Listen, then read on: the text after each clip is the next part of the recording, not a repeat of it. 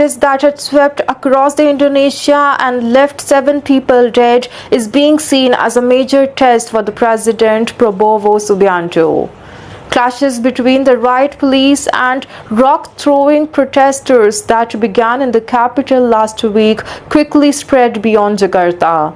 The angry protesters in several cities set fire to the regional parliament buildings, the police headquarters, and damaged infrastructures in the unrest that includes looting and the burning of the vehicles.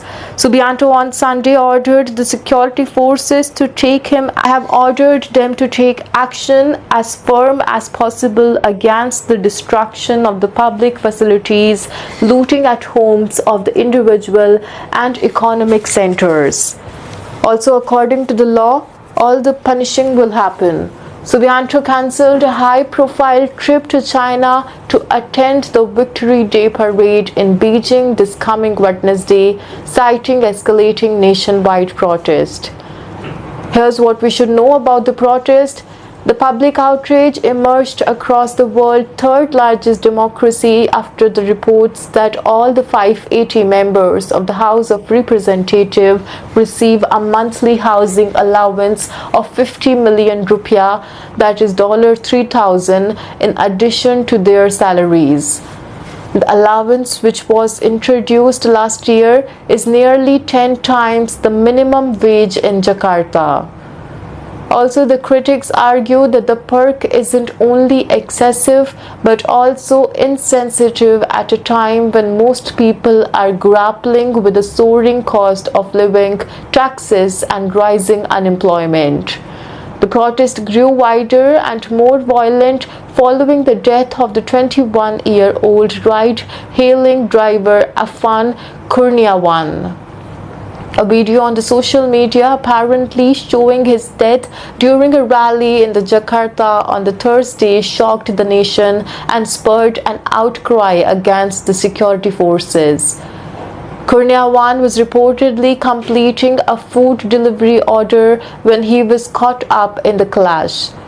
Witnesses told the local television that an armored car from the Mobile Brigade also unit of the National Police suddenly sped through the crowd of the demonstrators and hit Kurniawan and caused him to fall. Instead of stopping, the car ran over him. An angry mob late Friday set fire to a local parliament building in the Makassar on the Sulawesi island, causing several people to be trapped in blaze. 3 people died and the 5 others were hospitalized. In a separate riot in the city, a man who was thought to be a police intelligence agent disguised as a delivery rider was beaten to death by a mob. The death toll rose to 7 after authorities in the Yogyakarta said a university student was killed in the Friday clashes between demonstrators and the riot police. Health officials in the central Java Solo city confirmed that a 60-year-old pedicab driver suffering from acute asthma was also found unconscious after being exposed to a tear gas and died on Sunday while being treated at the hospital. Jakarta health officers said 409 people were injured in the violent protest, including 97 who were hospitalized. Among them, 43 victims have been treated at the Bhayankara Police Hospital since the clashes began. The president on Monday visited 14 officers and 3 civilians still receiving treatment for the serious injuries at the hospital, including a woman who was on her way to a market, also suffered a broken thigh after the rioters seized her motorcycle.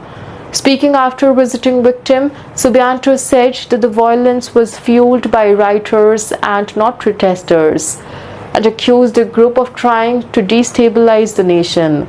Their intention is not to voice aspirations but to cause chaos, disrupt people's life, and sabotage national development, the Subianto said. He also vowed that he will not spare and will retreat even a step in confronting the rioters responsible for the violent unrest across the archipelago country of more than 280 million people. Authorities detained 1,240 Reuters after the 5 days of the protest in Jakarta. The unrest had caused losses of up to 55 billion rupiah, that is $3.3 million, as the rioter burned the buses and the subway station and damaged other infrastructure, Jakarta government Pramono Anung said. Escalating violence in Indonesia prompting TikTok to voluntarily suspend its live feature, citing measures to keep the platform a safe and civil place. Foreign embassies and the consulates, including the United States, Australia, France, Canada, Southeast Asian countries, issued a travel warning and have advised their citizens in Indonesia to avoid demonstration areas or large public gatherings. Flanked by the leaders of the 8 Indonesian political parties, Subianto told a televised news conference in Jakarta that the government would cut lawmakers' perk and privilege, including the contentious housing allowance, and suspend the overseas trip for the members of parliament.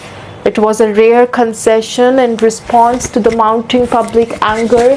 Subianto also said that the police were investigating 7 officers linked to the incident in which the Kurniawan died, and has also instructed a quick and transparent investigation into a way that the public can monitor.